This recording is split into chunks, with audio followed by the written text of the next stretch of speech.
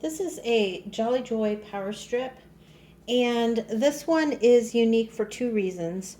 One, it has a timer, and two, it's flexible, so you can turn it in different ways. So it kind of expands out like that. You can make it straight in a line. You can make it in an L shape.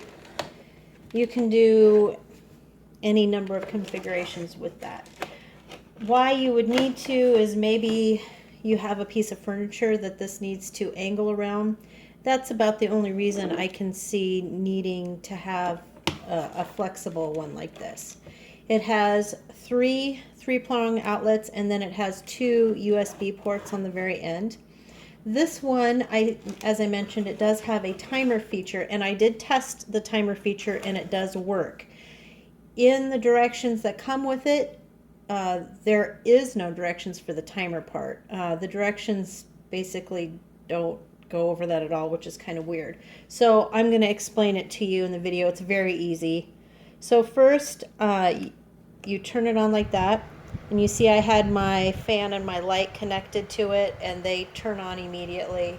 And here's the USB, and it's connected. You turn it off,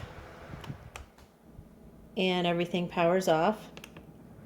Okay, oops. So right now the timer is at 0, so that means that it's just going to stay on continually. If you want to have it stay on for a certain amount of time and then turn off, that's very simple.